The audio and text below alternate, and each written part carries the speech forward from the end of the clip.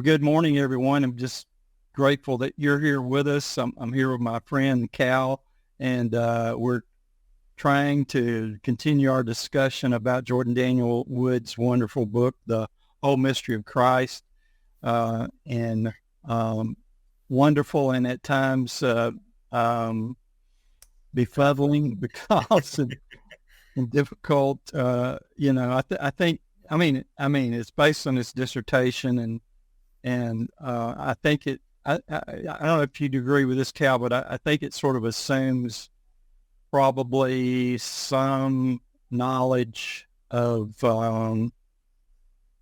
Thomism, of Aristotelianism. Those things seem to me to come to be sort of ingrained in what he's saying. Cal, and a theological understanding of Cal's.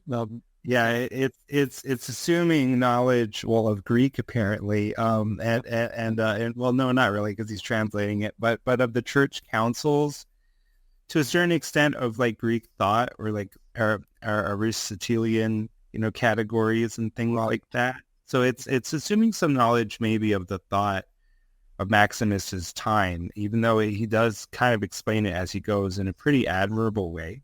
Yes. But yeah, there's a lot of stuff in there. I don't so much see the later stuff like Thomism, but there's a bit of everything. I mean, he's engaging with everything in it. So, including the Western kind of conceptions of things like the Augustinian conceptions of the fall and of the God world relation and original sin and things like that Maximus doesn't totally differ from, but doesn't totally align with. Well, yeah, not that I know anything about anything, but I feel like I do have like an overview of what this book is and what it's about. Yeah, good. I think I'm out like I told you, I have read and reread the conclusion probably at least 3 times or more. Oh, have you? And every time I read it, I think I understand it a little bit better. Oh, okay. My full intention is to go back and to read the book, the whole of the book, before I'm privileged to interview Jordan on the 20th of this month. Yeah.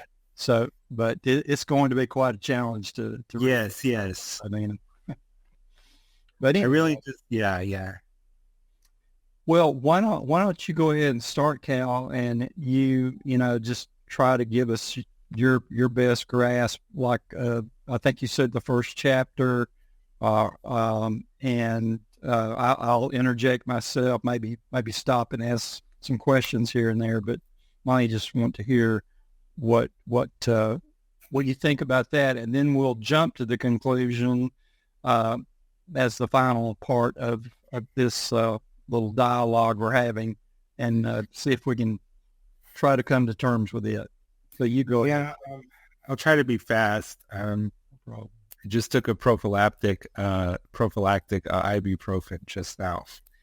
But basically the thesis of this book, as I understand it, is that in the thought of Maximus the Confessor, and this is already like controversial because not everyone's agreeing with him, as in how radically he's interpreting Maximus.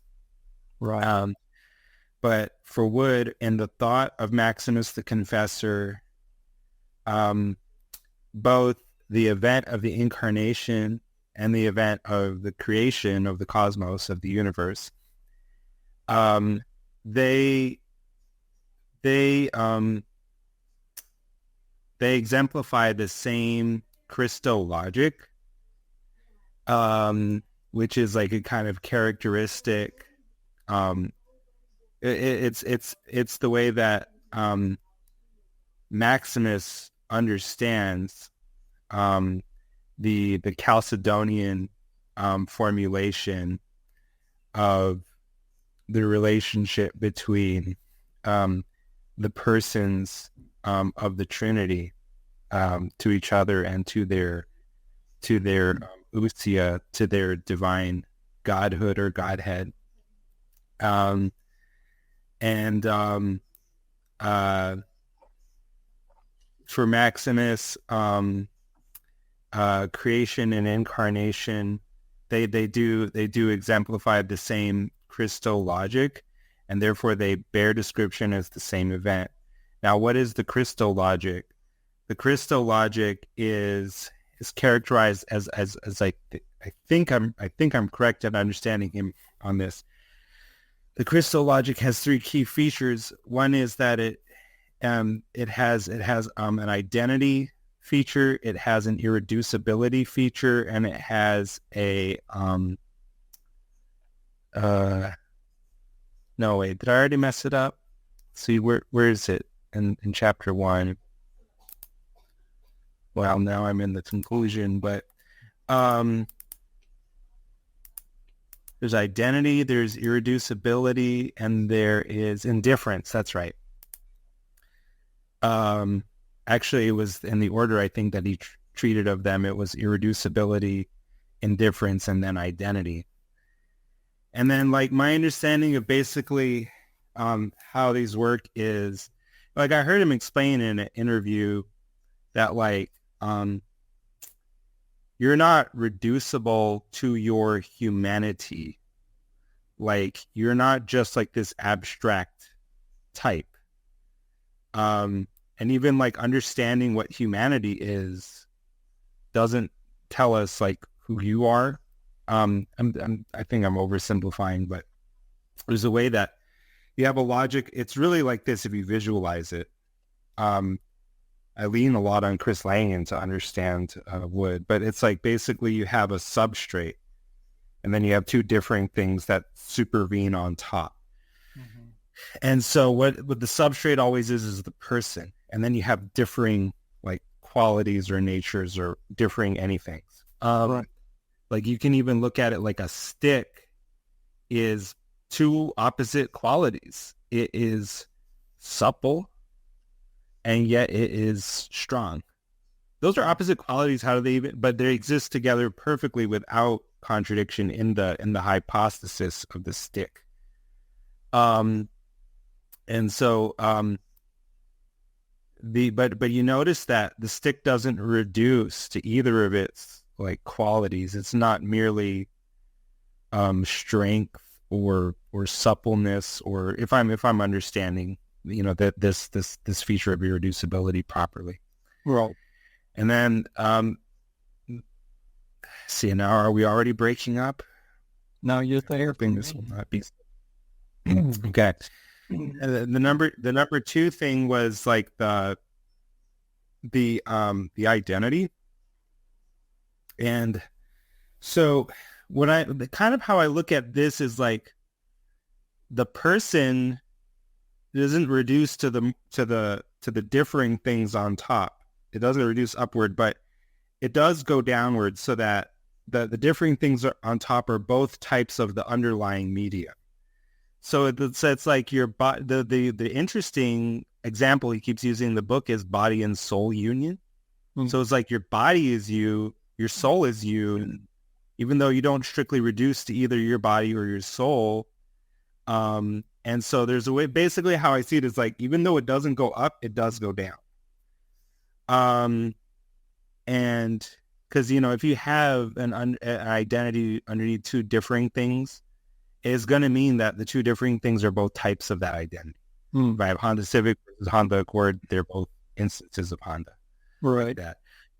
Okay. And then the third thing is the indifference. Boy, was I struggling to try to understand that this morning with the limited time constraints that I had. But as far as I can tell, it's this.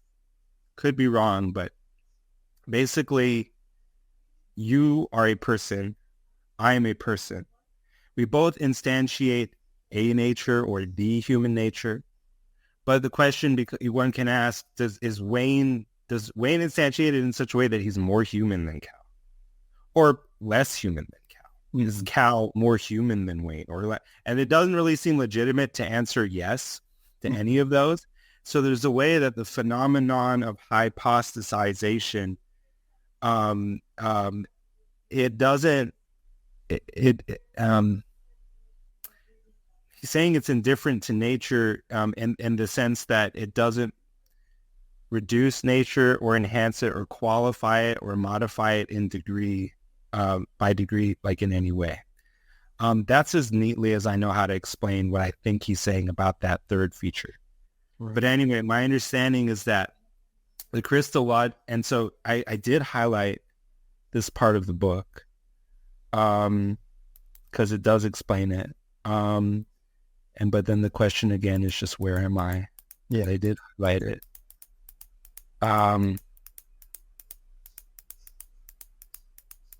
Man, I am so hopeless. Is it on my book, or did the book already move to where I moved to it on the computer? Christologic and stop it. No, don't go to that page. Christologic and Maximus comes to this: total symmetry of natures, total identity of person, and the total indifference of identity and symmetry that Christ is. Any other logic fails to describe the peculiarity of Christ. And I think to get a better understanding of what he means by all that, you have to go to where he's talking about Neo-Chalcedonianism, which was an attempt to try... I'm sorry, Cal. You're there. I forget. I'm new with StreamYard, and I keep forgetting that if I remove myself, it turns off my microphone. Gotcha. Well, so basically, in order to understand kind of those features of Christologic more deeply, you have to go to where he talks about Neo-Chalcedonianism, which was the attempt of certain thinkers to explain, justify, develop, and make more palatable the rulings of the Council of Chalcedon, to those who were not the Eastern people that were not really into that. The people who sort of became Miaphysites, the people who believed in one nature, not two natures, which was Maximus's whole bag, and his absolute insistence on that, even at the point of torture, that caused him to become known as the Confessor. These Eastern thinkers were like influenced by the thought of Cyril of Alexandria, who's always like stressing like the unity of Christ Jesus and of his humanity and divinity. And so then there's a way that I think Neo-Chalcedonianism gets unfairly, in Wood's estimation, characterized as sort of like Miaphysite leaning, or Miaphysitism. But in Wood's opinion, it's just trying to develop the logic of Christology more deeply, and taking Chalcedon as actually an inspired development of the tradition, and seeing what actually is entailed by that or flows from that.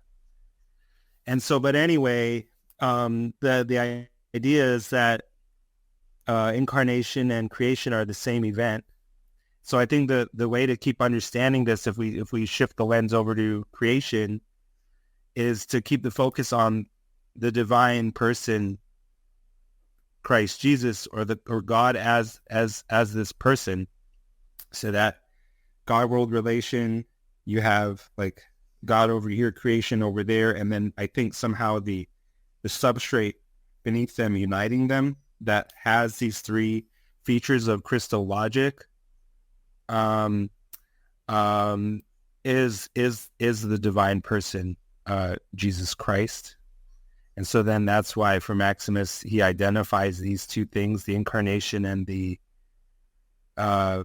which is in a sense the very identity and person of Jesus Christ. He identifies creation and incarnation. Was I going to see something else? Well, anyway, that last thought just jumped out of my head. Oh, but yeah, of course, because that gets into the weird. We talked about it last time. How it becomes like a strange loop thing, because it's almost like being God creating Himself, in this, because Christ Jesus, it's like his humanity is part of his identity. His humanity doesn't appear to begin to exist until the world does. you know, um, uh, um, and yet there's a way that Christ's incarnation is also the beginning of history for Maximus. But anyway, I think that's enough. I think that's enough as far as just remember the thesis is just incarnation and creation obey the same logic and bear description as the same event, and Wood's opinion in the thought of Maximus. Yeah. Yeah. Yeah. They literally are the same. So, yeah, let's see. There was, one point of, I mean, I think you've made it pretty darn clear. So, but this idea of hypostasis, it's like that you were describing by way of analogy with the stick. Think, I think that in some ways that is so key. In some ways, it's probably very profoundly simple, and but we're just not used to conceptualizing and taking these things apart and abstracting them in our way of everyday world, so to speak. But I mean, hotness and fluffiness are those not distinct qualities? But in the concrete being of the towel, you find hotness and fluffiness. Yeah, unproblematically, right, co-instantiated, right, reconciled almost. It's a unity of opposites in a sense. Yes. At least if you would concede negation as a right. I guess the huge difference there is that. Sorry, go ahead. I appreciate you thinking through what you said, even if it's afterwards. But the huge difference, of course, I think, being with Christ, being that we have, and I don't know if I may be even incorrect to say two natures, but we have God and man in the hypostasis of Christ.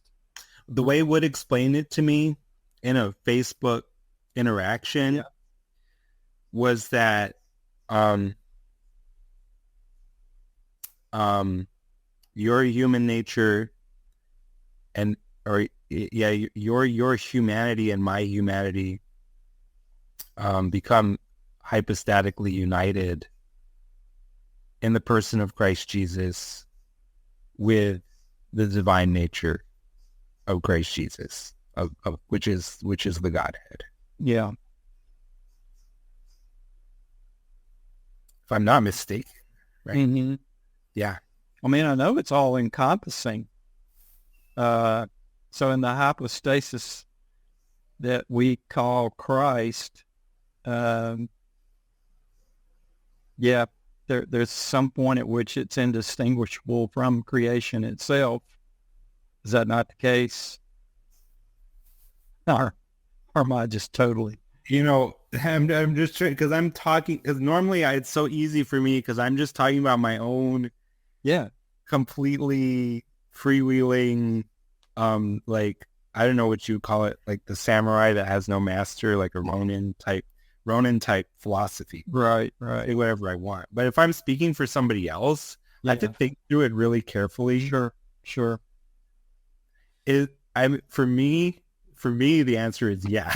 Yeah, because creation is incarnation, and we're part of creation. Then, and of course, everything that is part of creation. Yeah, no, I mean that. It is the Christ filling everything in every way, and Christ being all in all. It's in some sense an explanation. Of course, it's mind blowing and incomprehensible, I think, ultimately for us. not that we can't apprehend something of its truthfulness. It's almost like the difficulty is this though, because creation can't really be understood like as creation simpliciter, because it's always in relationship to God and his graces. Yes. And so it's like like the interaction of these two things, you might say, that's like, we might say, identified with the person of Christ Jesus, Right. rather than just almost like the material universe as such. Like, because I heard Wood today say in an interview that Christ himself is the identity of time and eternity. And you remember my saying in our last conversation that eternity, if you try to understand it, really looks like, I use a word to define a word type thing, where eternity just is, oh goodness, eternity just is the relationship between time and eternity. Eternity is the relation between time and eternity. Yeah, so there's going to be a class, in my thought, there's going to be a class of terms that are just kind of convertible with the ultimate reality, God, and they all have this feature of self-assumption. Yeah. The infinite is the relationship between the finite and the infinite. Right. The God-world relation. Why am I mixing this up? But because I even said it in the last conversation. But it reminds me of Plato's time is the moving image of eternity. Yeah, kind of. And even there's ways that, yeah, well, I don't understand Plato enough like that. Yeah. Right. It just something about it seems right. I don't know. I mean, the fact that he does not divorce time from eternity, and that time is not simply contained in eternity in some sense, that keeps them distinct, completely distinct in some respects. But I think that Plato had a kind of, it seemed like he has a quite a static and all-encompassing conception of eternity. And yeah. And, one understands where that comes from. I mean, in certain ways, I've been accused of the same thing, or even if I'm not even sure that it's really an accusation, or that it's the wrong way to, but sometimes when one is trying to do this logic, one just gets the feeling that it's all a little bit more tricky than that, than the sort of absolute stasis that we kind of classically associate with eternity and perfection and like the one. Right. Yeah. And of course, I know we'll discuss this when we get to the conclusion, but still, it's that Jordan asserts that Maximus is saying, I think, that that in some sense it is the hypostasis itself that is it's almost like it's a third theme, and it transcends truth and divinity. I know he says that in the conclusion, and that's really, yeah. I mean, if you give it the benefit of the doubt instead of just trying to flag it for heresy immediately, then maybe I think you can appreciate what he's trying to say. And I think everything he's saying is something he is trying to say. See, when in Chalcedon, the hypostasis was what was used to flesh out the relationships of identity and non-identity that we see in the Trinity. When hypostasis was what was used to cash out all that language of these three all being God, distinct from one another, and yet all being God. Right. There was a way that kind of made the hypostasis the level on which opposites are reconciled. even though the hypostasis is more concrete. Mm-hmm. So it's almost like bringing the level of ultimate reality down to the level of the concrete that we kind of ordinarily associate, in the limit with something like nominalism that says only concrete particulars exist. It's Chris Langan used the phrase reality theory, which I love because it's usually in people's heads, reality and theory are distinguished from each other. But Right. on a reality theoretic level, it's bringing things down to the stage of it's saying reality is happening, and self-configuring at this level of concrete particulars, that gets into some stuff which I don't necessarily know that I'll waste time on, but I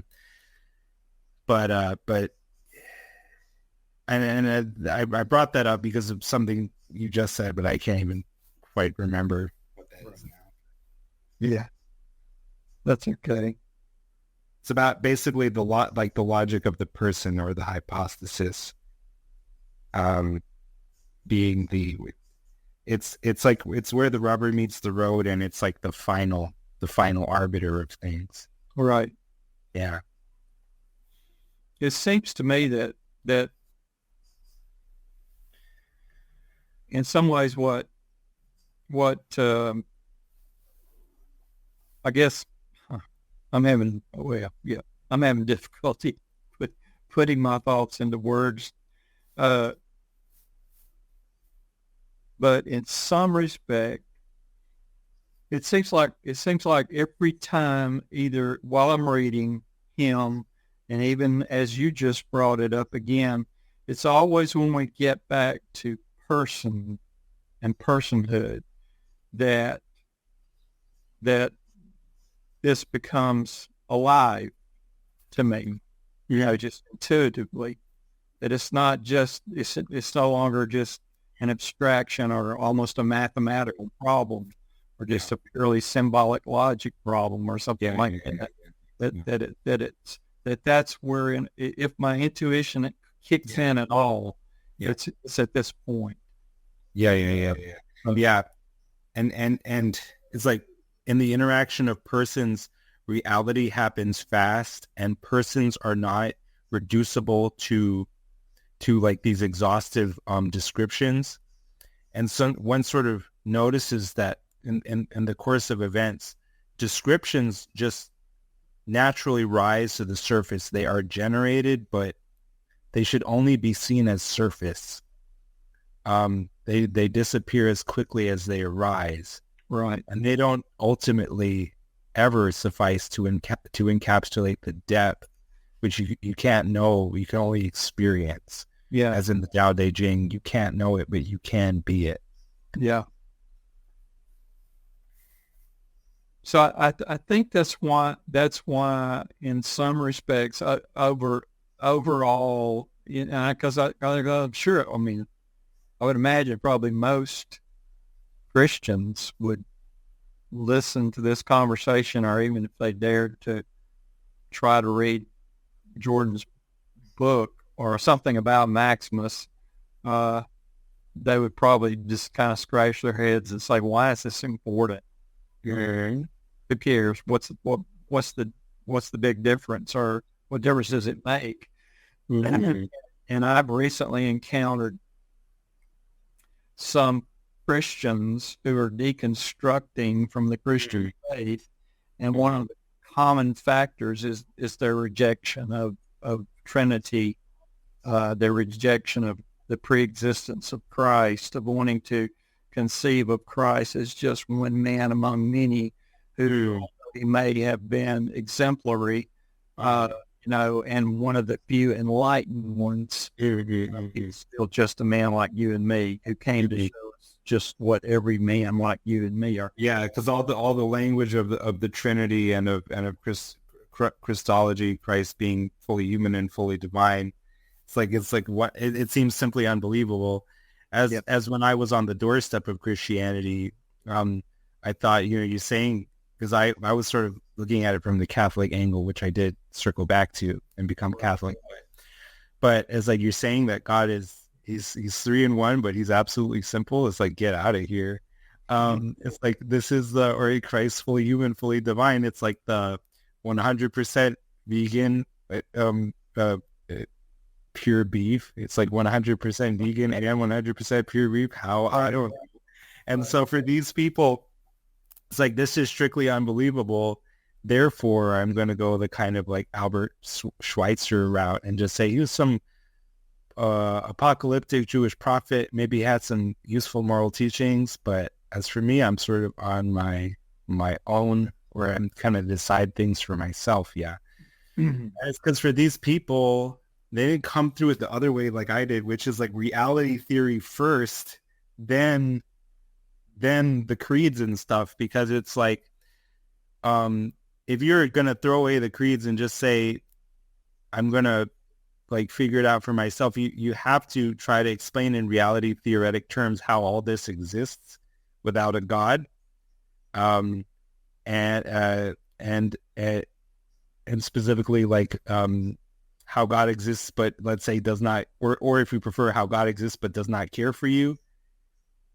And, or how if God exists and does care for you, how that doesn't ever, end up looking like it's approaching the limit that Christianity always already was. When you keep trying to figure that out, okay, God of love theology, keep trying to work through that. How that doesn't just look like Christianity and Christ was already always the limit of that. And so it just keeps approaching kind of that point that you departed, but like circle back to, like, I essentially did that. I wasn't ever Christian, but like the thought of being Christian made as much sense to me as being Muslim. But at some point, after having read the Bible twice and having a sort of comedic turn of events, having attended Sunday school, or like the grown-up, like young singles Sunday school equivalent, at none other than Pastor Jeffress church in Dallas, the guy who was on TV with Trump. Do you think I couldn't have explained what these Christians mean when they talk about the faith and where they source it in the Bible? I could have told you all that. I was familiar enough with it. I was pre-deconstructed, as it were. And so as I was saying, it's like, so what is the relevance? It's like, yeah, I think it's, if it's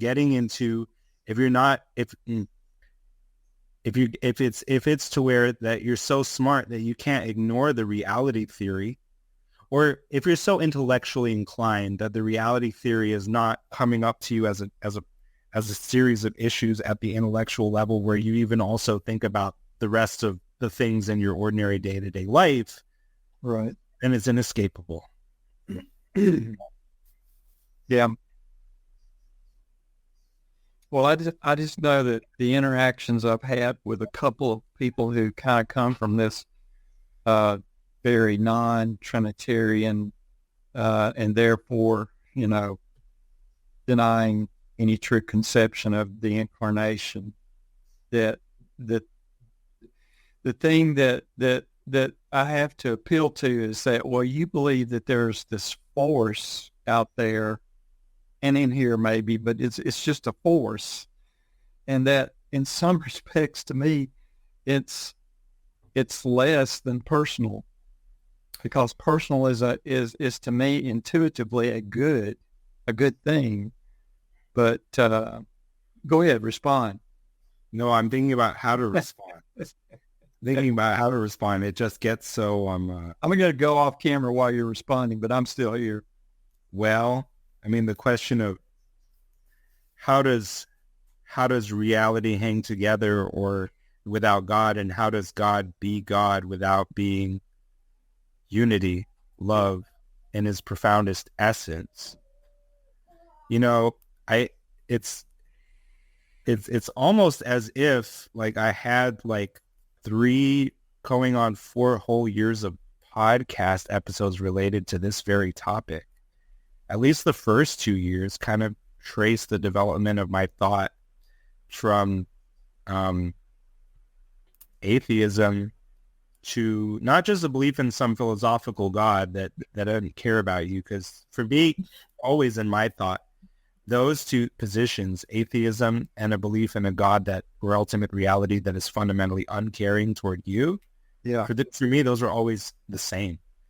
And people spend a lot of time like owning the atheist, proving the existence of God with the Aquinas 5 ways or whatever, and doing nothing to address the question of on what grounds can we say God actually cares about you. And then so I was led through it's for me in my case very complicated. It goes through all kinds of stuff, because at that point when all the constraints are off, there's so many different like possible configurations of ideas that you have to potentially speak to and address. But for me, it was process theology.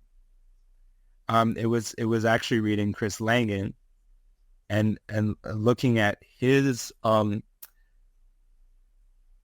logical definition of the ultimate reality. First of all, his devastating critiques of metaphysical naturalism, then sort of his logic of the ultimate reality, and sort of figuring out what are its necessary characteristics, and then sort of what we can derive from that, what those necessary characteristics imply. And then for him, he's like the pantheism is strong in Chris Langan.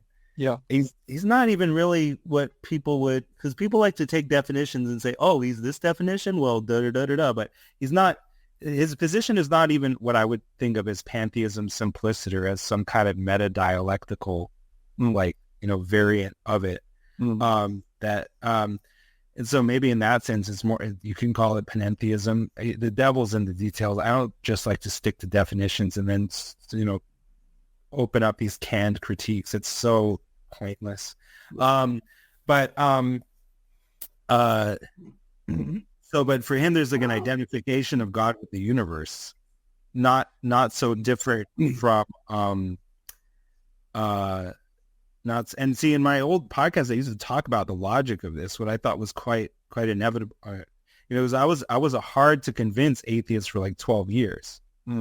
But then eventually, see, where Langan got me going was, see, if I'm having to explain it, I would say, I don't know if I should be wasting time with this, but as far as the deconstructed person or the pre-deconstructed person, the atheist like I was, yeah, I could talk to them all day about this stuff, because it was not that I really wanted to believe. At least I didn't want to believe if I felt like I was having to fudge things. The logic was quite rigorous.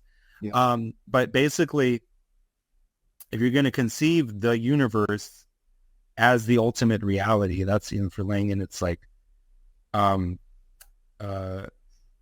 universe, it has necessarily in the nature of a mind, and God is the answer that we give in response to the question of who is mind. And so the universe is like this. It's one consciousness, and we relate to it in a similar way as neurons relate to the consciousness that supervenes on your brain, right?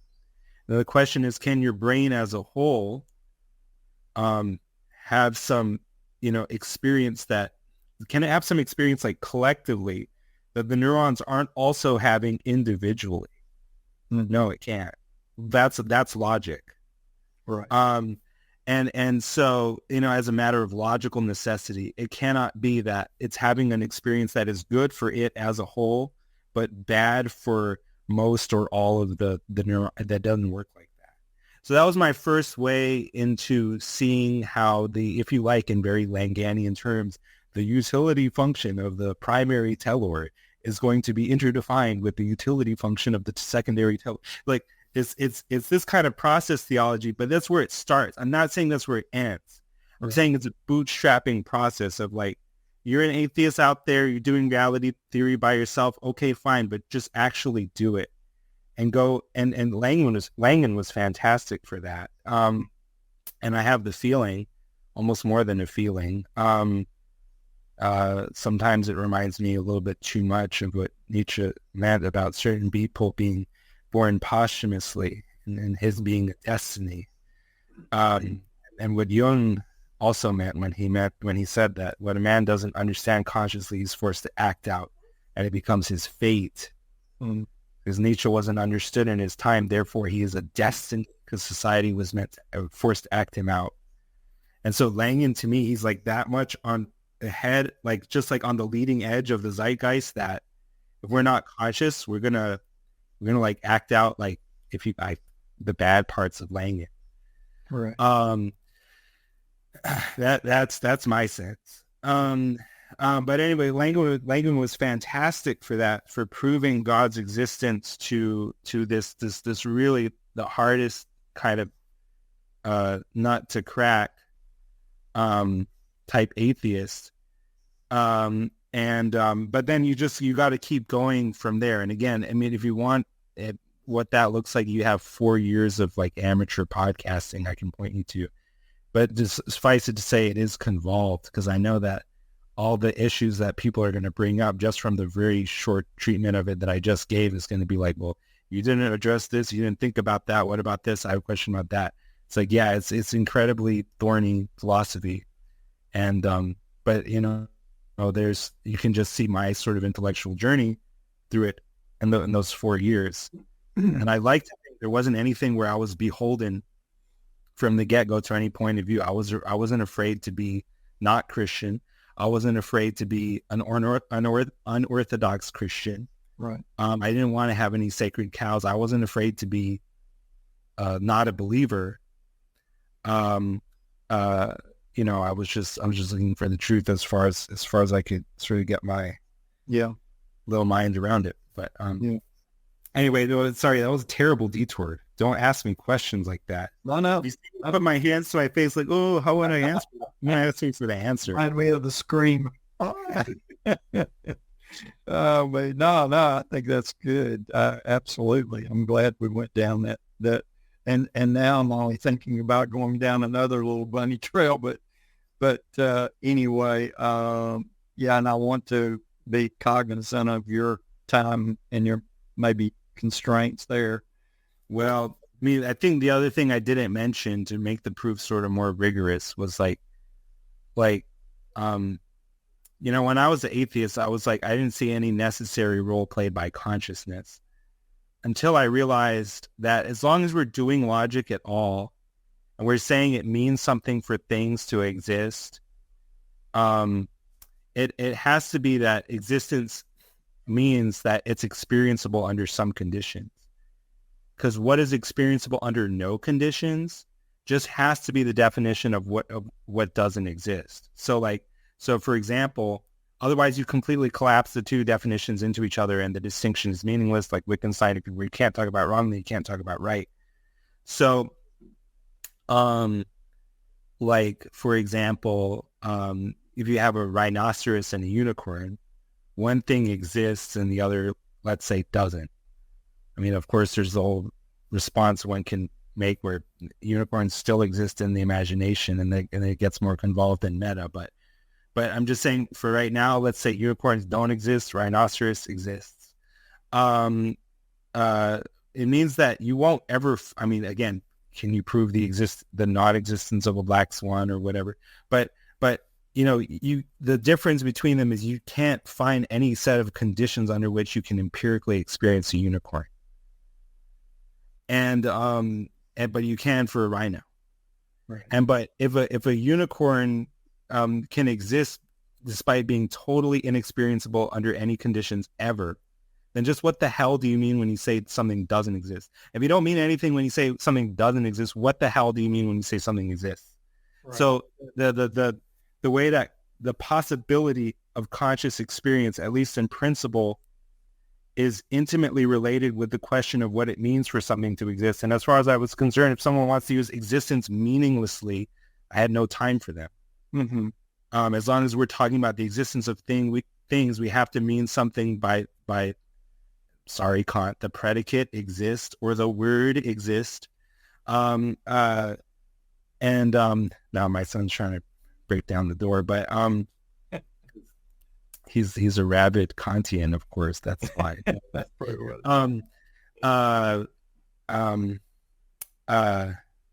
I kind of like Langan too, because I don't think he had any shyness about using existence as a predicate. Like, of course it's a predicate. It's a word you attach to identities. So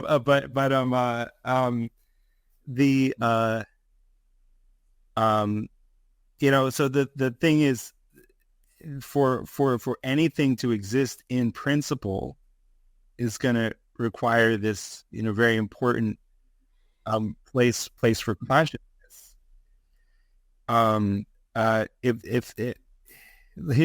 Here's one way to look at it. It's like nothingness either exists necessarily or does not exist necessarily.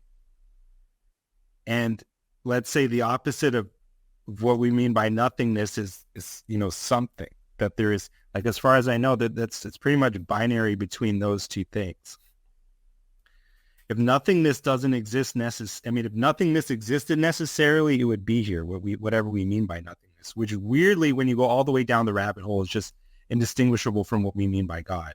And in truth, there's no actual possibility of what we think of as non-existence. Even non-existence isn't really even a thinkable concept. But again, you have to spend a long time trying to convince people who are convinced there's no relationship between mind and reality. That for something to exist as an intelligible reality implies a sort of thinkability or intelligibility, an intrinsic intelligibility and mind recognizability on its part.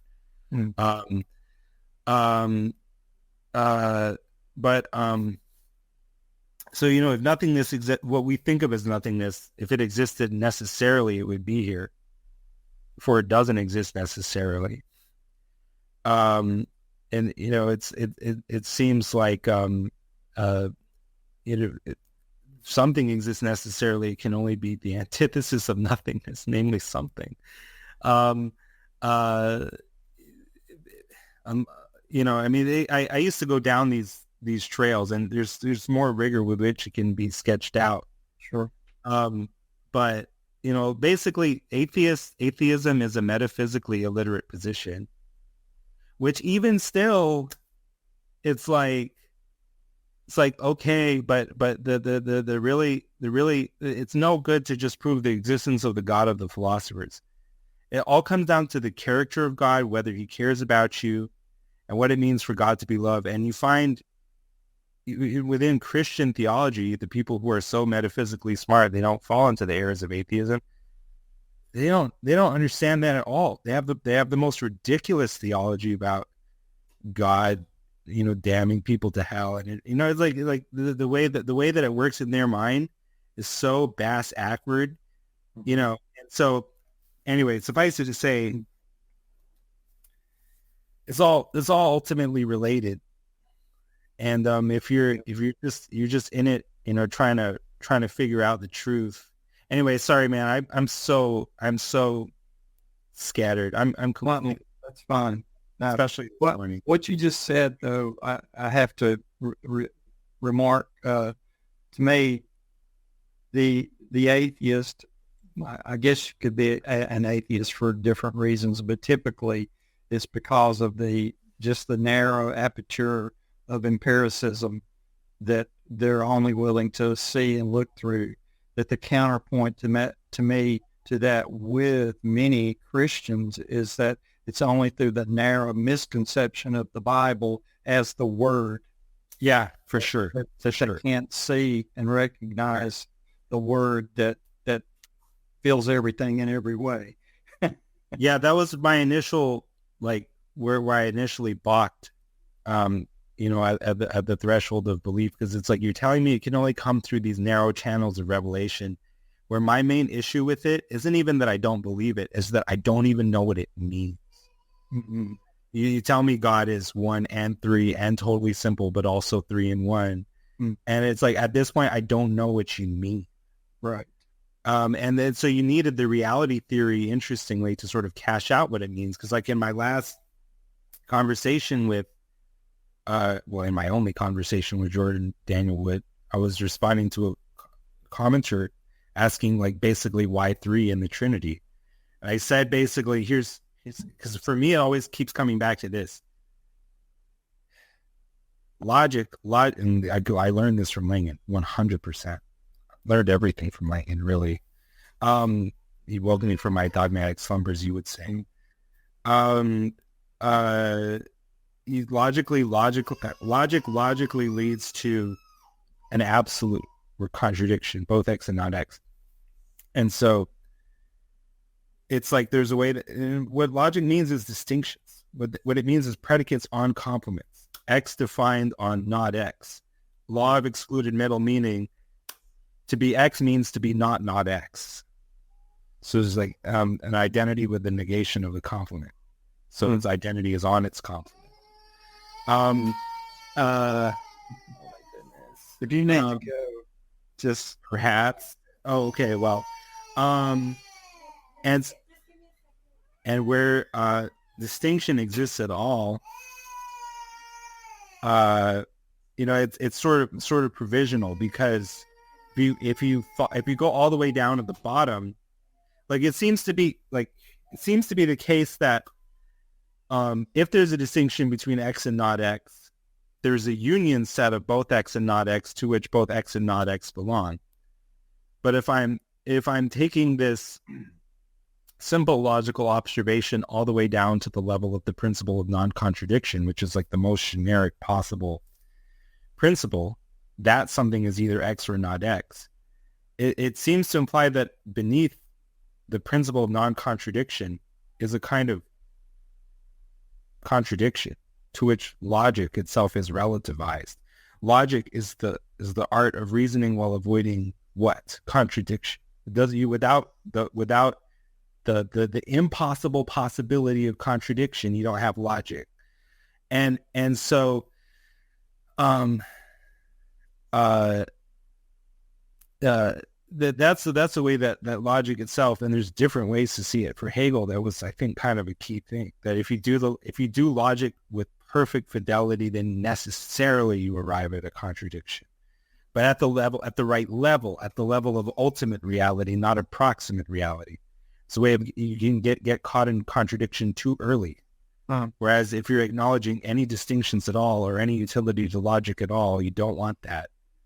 And it's like, now why ever did I get down this rabbit trail? And I can't even remember. If you could possibly remind me of what all we were talking about just a moment ago before I got on this, but yeah, anyway. See, I'm just being a caricature of myself, always disappearing down, rabbit trails. It's getting to the point that I was trying to illustrate. It's really sad, actually. That's fine. That's no problem.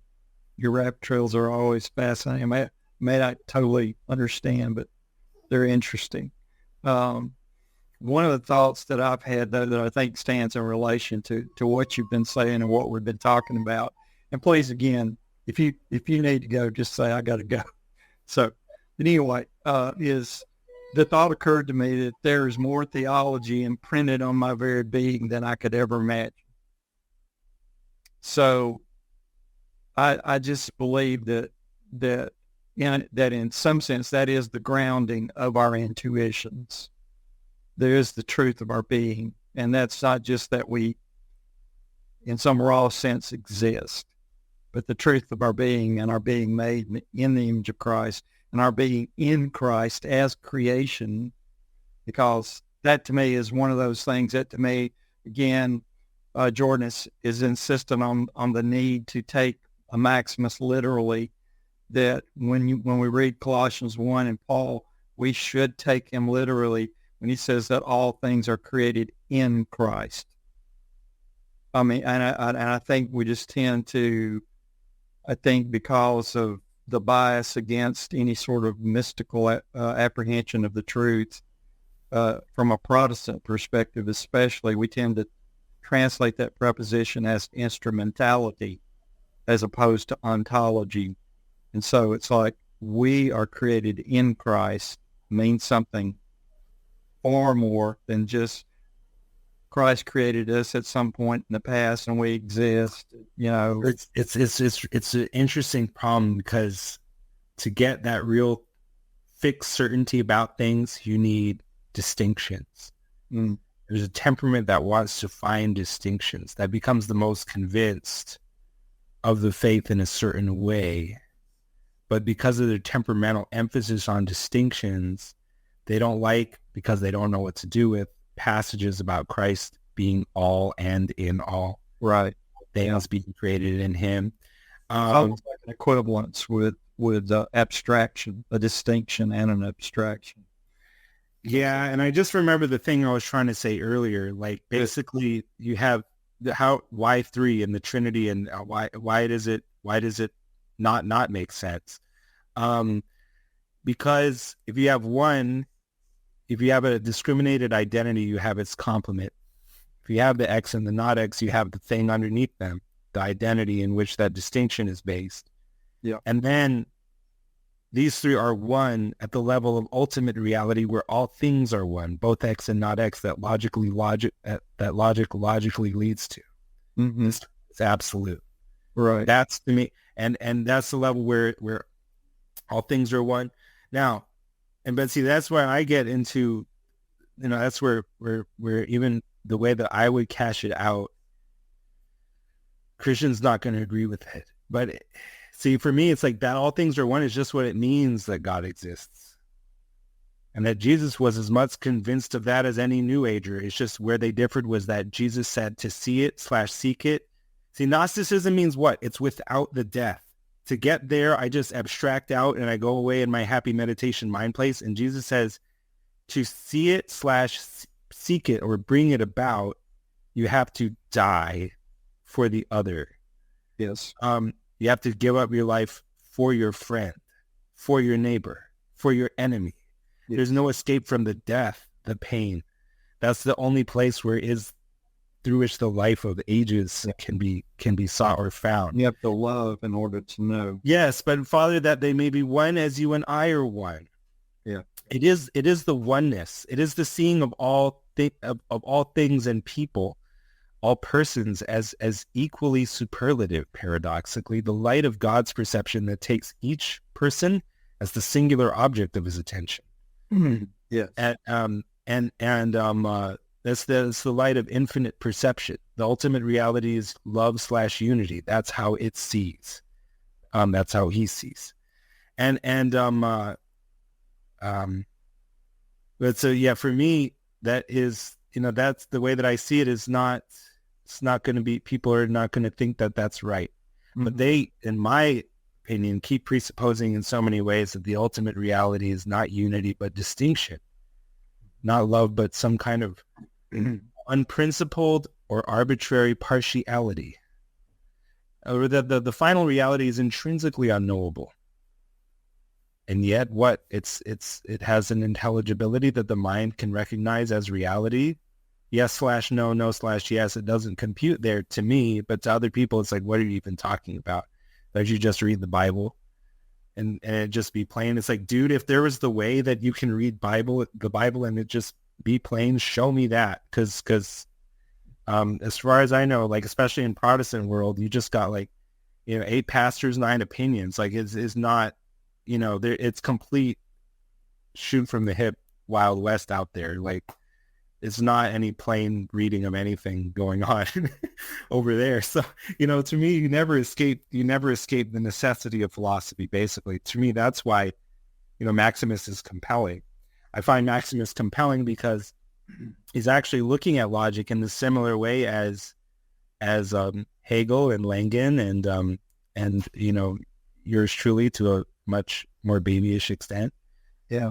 I think that's compelling because it seems to me that if Christ is all things, in all things, and is all things, that he's the ultimate reality, that he's not going to, you can't not treat of him in this way.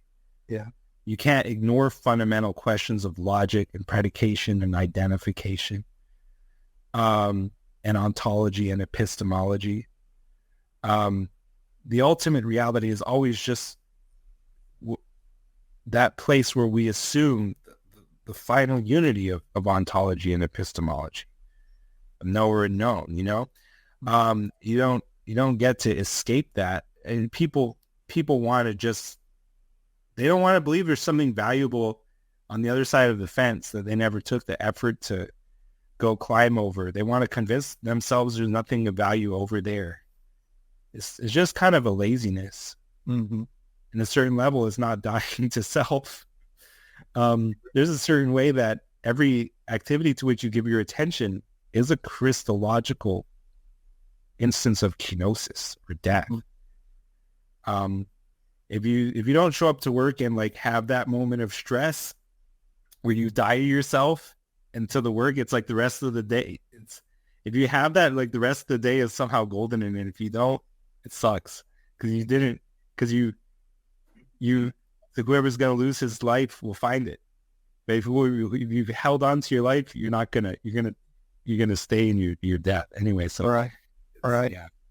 It reminds me again of the sacrament of the present moment. Again, it's kind of like even in that sacrament, there is a participation in the death of Christ. To me, that resonates with what you're saying. Relinquishing, letting go, emptying, being emptied, by the moment, even to give yourself over to love through the life of Christ that is being incarnated in you, or wants to be. The word that wants to, what does it say? Wants to actualize itself in all things. But yeah.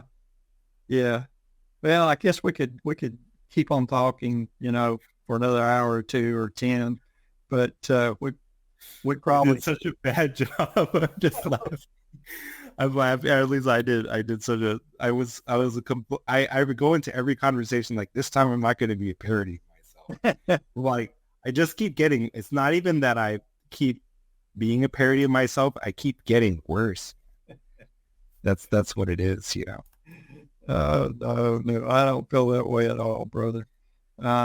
It's always delightful to get to talk to you, with you, and the one thing that I wish we could have explored, and maybe we can pick it up next time, is the actual conclusion that we said we would. Well, yeah, I mean, yeah, we do need to pick that up, but in some respects, broadly related to what you've been saying and appealing to logic. I keep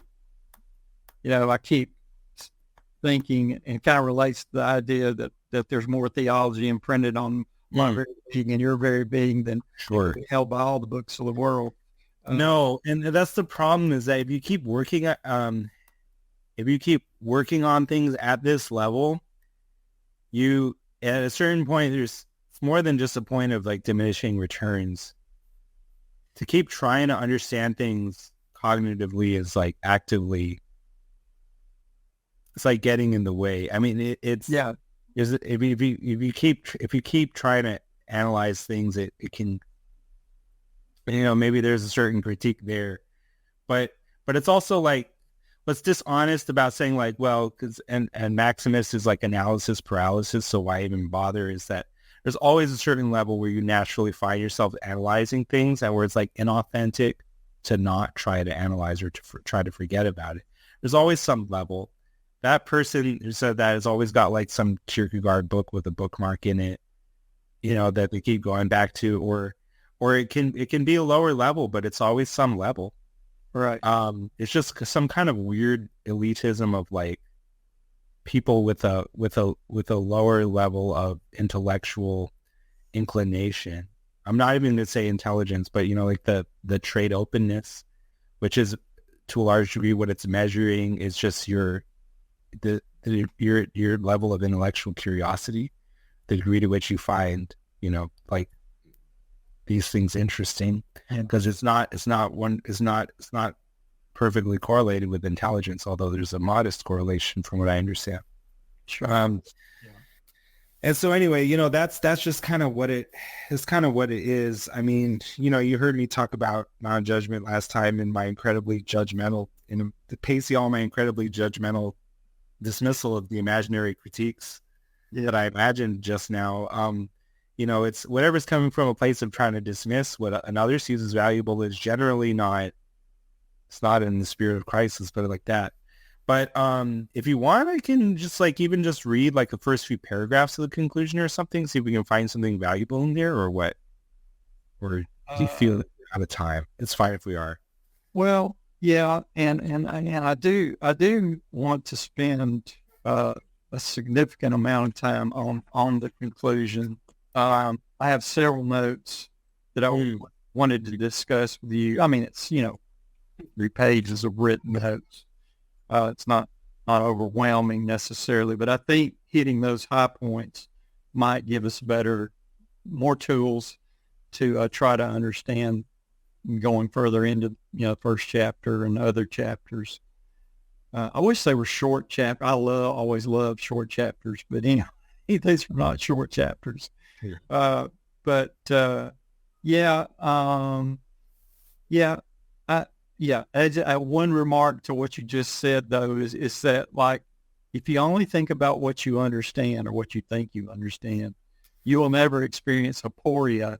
And if you never experience aporia, you'll never, in a sense,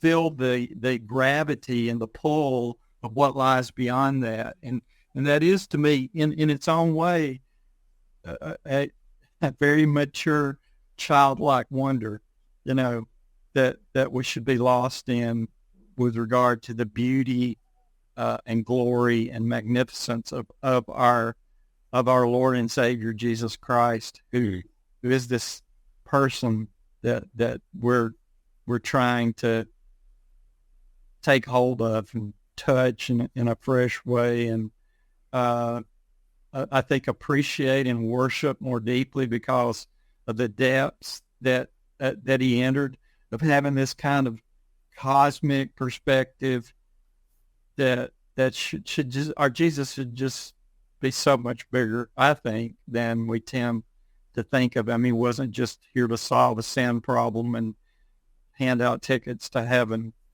but to call us into participation with God himself. I don't know why. Who is man that thou art mindful of him? Well, I don't know who he is necessarily, but that's not a rhetorical question to say that we're nobody, because I think a lot of people read that and they yeah, who are we? But instead, I think the real answer is you're more than you could imagine, and not because of anything you've done or deserve or what have you. It's all a gift. It's all grace, but it's just amazing how fearfully and wonderfully made we are, and to what end and purpose that we're made is something that should just shock us into joy every day. But yeah, because it's a kind of zero-sum conception of God, intrinsically or implicitly finite conception of God, that says he gains sort of glory by being awesome in a way that we're not, by, in a sense, just being not us. right. And it's a different conception of God that says that he's glorified. Well, I mean, it's hard to say how God is glorified by making things that are not really that great, but God is glorified by sort of making each of us, I want to say, a microcosm. Well, we say one is in the image of God, but then there's the way that I keep thinking about it is that if the ultimate reality is unity, then no distinction is eternal. So there's the way that the merely be like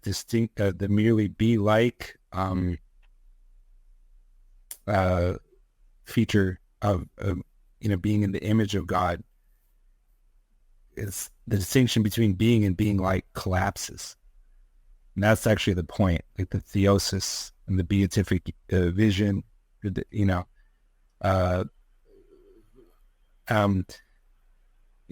there's a way that perhaps God is more glorified by by creating from nothingness uh, sons and daughters who ascend to godhood, and that he does this, in and through his son. That's the whole thesis of Christianity, really. But for some people, it's just as simple as really good God over here, really bad me over there. But I'm rescued. That's happy, even though a large number of my brothers and sisters and the world itself, in a certain sense, are all just going to hell in a handbasket. But that's as good as they can see things being. Right. And yeah. So. Well, all right, Cal. I think we'll just draw it to an end for now. All right. And next time we'll try to tackle the conclusion, or at least get started on it. I mean, that's pretty ambitious. Feel free to edit out like 90% of what I said. No. I'm too lazy to do that, for one thing. The other is, I think it's interesting, and others will find it interesting as well. Those who watch our conversation, it surprised me after I posted it how many people watched it. So, but anyway, Have you got? I'm not putting you on the spot, but have you got to see that first Fellowship of the Mystery introduction? Oh, Sherry and Michael. That's just me. That was a discussion about. Yeah. No, I saw the introduction to the Fellowship of the Mystery. Yeah. I'm working on part 2 now, or whatever you call it. But anyway. Well, that's like really the most interesting and appropriate focus of all this, is to look at the mystery and the different ways that it's brought up in the Pauline corpus. The seeing as in a mirror, the glory of the Lord, these different things, or even not just in the Pauline corpus, but beloved, now are we the sons of God, but it does not yet appear what we shall be, but we know that when he appears, we shall be like him, we shall see him as he is. Right.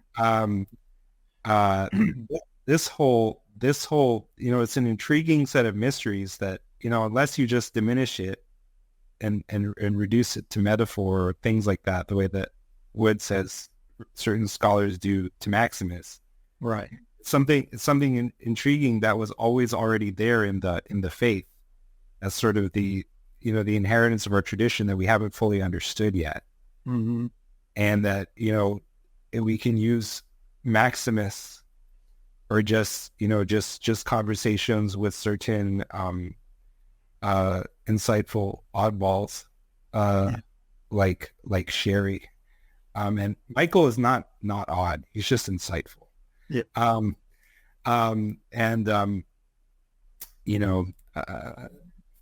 can make fun of Sherry because we're both half French Canadian, and those people they're just very, I make jokes about that, but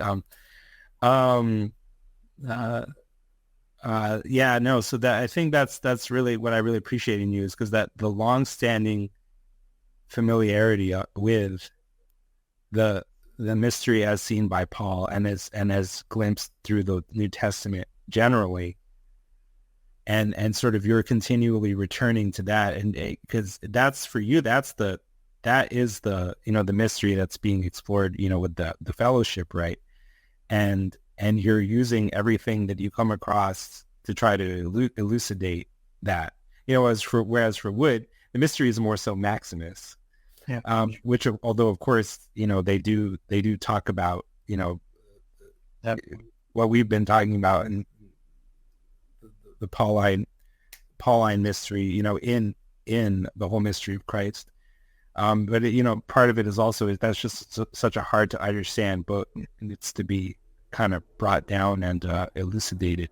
Right. So anyway, maybe we can make some effort to do that, a more concerted effort next time. Maybe you need to find. Has Michael read that book? You would have a lot better luck at this with Michael than me. I don't know what I'm doing. Honestly, I'm not sure. I'm not sure. discuss the reading of the book at least. Yeah. So, all right. Well, we only have 11 days so you find the man. So. I don't think I'm going to make it, but still, any discussion or reading that I do is going to be helpful. And then, did you notice Jordan posted on his Facebook about the class that he'll be teaching? No, I know he's got some kind of academic appointment. So is that at his new job or what? No, this is something I think he probably committed to before he got accepted the position at somewhere in Nashville, I believe. I can't remember. I don't think it's Vanderbilt, but anyway, it could be.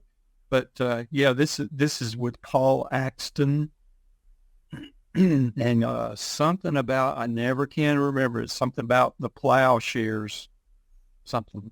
But anyway, his ministry is called this. Paul Axton. He's got some great podcasts, and he's had Jordan on probably at least 2 times, and just was like a theology professor at somewhere in Japan for several years, but just very, very deeply read in Bulgakov and people like that, and but anyway, but yeah, he or his ministry sponsors these teaching modules, and this will be Jordan's first, I believe. I think it seems like it's maybe eight Saturdays or something like that. But anyway. Wow. Well, if it's I'll try to watch that. Yeah, I'm going to get to participate. It is like $150 or something like that. Oh, wow. Okay. Yeah. But they may have scholarships. I don't know. But yeah, it's on Saturdays, and it's going to start a week after our interview on the 20th. So it does start in March. Yeah. Goes on in through maybe early May. I'm not sure. Anyway, but I'm looking forward to that, and maybe all this will help prepare me. I think the class is going to just be more broadly about it is definitely focused on Maximus, but maybe just more in a sense more broadly, as opposed to just this particular, the whole mystery of Christ. Subject, whatever. We'll see. All right, Cal, I'll let you go, man. Oh no, you're fine. I would have stayed on longer, but there's constraints on both our time. So yeah, thank you for talking to me, and best of luck with the whole mystery of Christ. I appreciate it. Look forward to next time. All righty. Big Cal.